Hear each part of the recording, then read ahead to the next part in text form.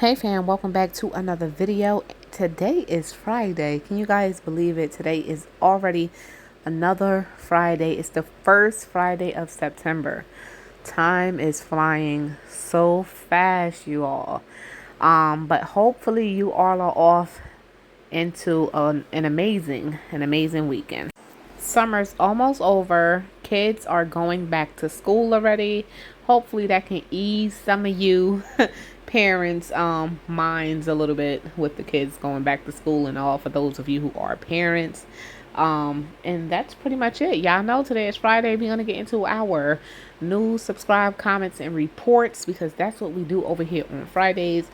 And that's pretty much it. We're gonna jump right into it today because I'm ready to start my weekend, and I hope that you all are ready to start your weekend as well. So we're gonna see what we have going on this weekend.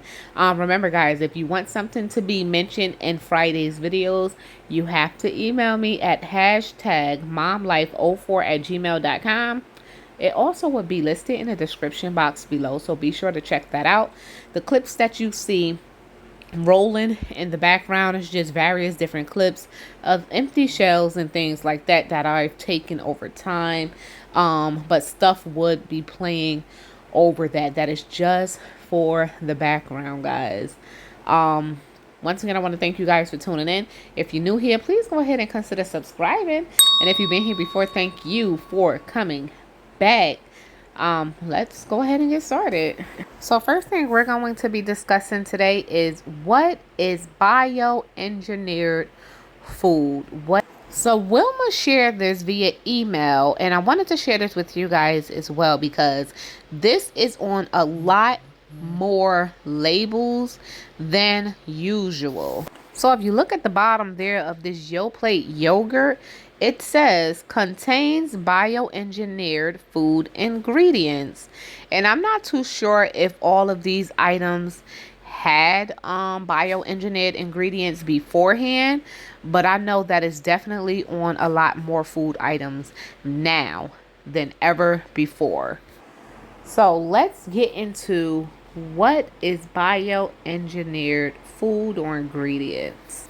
Alright, so bioengineered foods contain genetic material that has been modified through in vitro recombinant DNA techniques, and for which the modification could not otherwise be obtained through conventional breeding found in nature. Examples include corn, alfalfa, potato, and soybean. Another one, bioengineered, or BE for short, is the federal government's new term for GMOs. Under the bioengineered food labeling law, certain BE foods containing detectable modified genetic material must disclose the presence of BE ingredients. The clause, detectable modified genetic material, is crucial because it excuses many products that are made with GMOs from making the disclosure. Many products made with new GMO techniques, such as CRISPR, TALEN, RNA interference, are currently untestable. Without a commercially available test, the modified genetic material is undetectable, and thus those foods wouldn't require a bioengineered label. So there would be food, or there is food out here that is bioengineered, but it's not detectable, so it's not even labeled, guys. So when we think of things like other natural flavors and stuff like that, that's possibly can be something that's bioengineered as well. So next I want to share this list because we've been talking about crickets being food in the last few Friday videos. And Tonette, thank you so much for sending me this list. So here's a list of some of the ingredients that is possibly crickets or bugs named in Latin.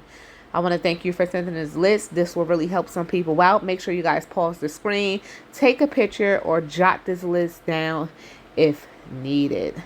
I'll also go ahead and share this on my community tab to make it much easier for you guys. But here's the list, and thank you, Tonette, for sending this list on over.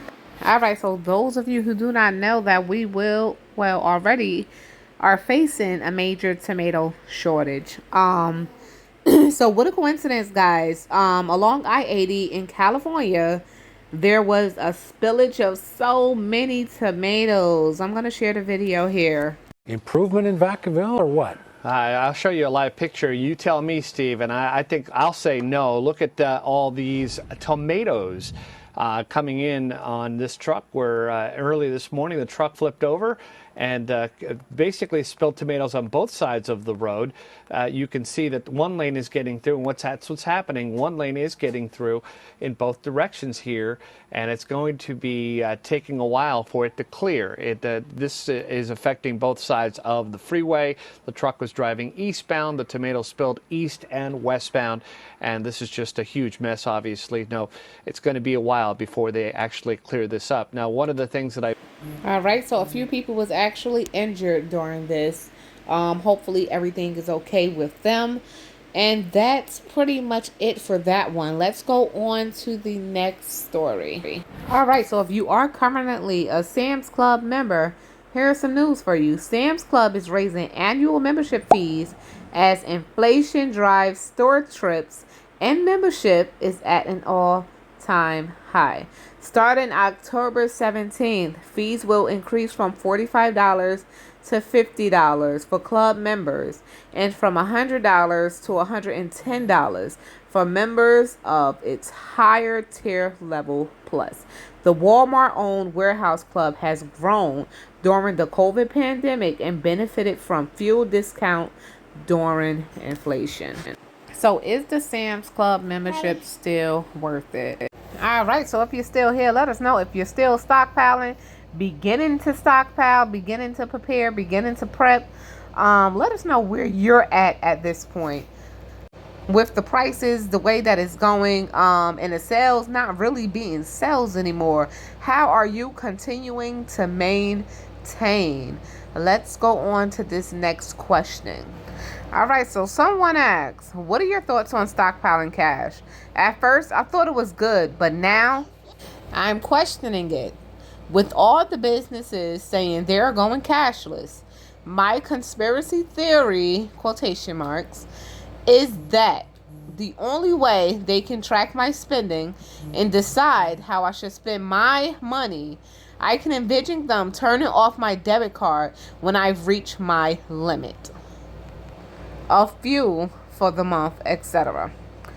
All that to say, should we be keeping cash in the mason jar in the backyard? So basically, this person want to know, is having a set amount of cash for long-term storage purposes or whatever, is it even worthwhile storing? Honestly, I think any family or anyone who can put cash to the side, some people believe, do not leave more money in the bank that you need to. So some people only leave enough money in the bank for their bills and, certain things throughout the month, and everything else is in cash. To each his own, but of course, leave your thoughts in the comments down below. If they are trying to move us to a cashless society, is it going to be worth it to stockpile cash, to keep, holding on to cash, getting all your money out the bank and make it cash? Some people go on to silver, buying silver and gold and things like that. But is it worth it? Of course, like I said, leave your thoughts in the comments down below. It definitely get a bit tricky.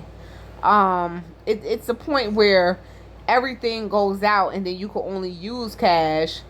And then there's a point where, last week Sunday, EBT went out and no one could use their EBT card. In some places, they couldn't even use their credit card. So it's either going to be cash or no cash. It gets a bit tricky. And it does leave you wondering if you should be storing away cash as well. Personally, I say yes, you should still keep cash on hand at all times.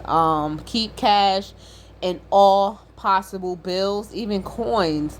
Keep a set of hundreds, tens, fives, 20s, 50s. Keep a set of each bill so you can possibly give exact change when needed as well. So yes, we're going to go ahead and end this video here. Thank you, all of you beautiful queens and kings, for taking the time out to view today's subscriber news, comments, and reports video. And hopefully you all are off to a great weekend. Stay prepped, stay blessed, stay safe, and of course, remain beautiful queens and kings. Have an amazing weekend, you all. Peace out.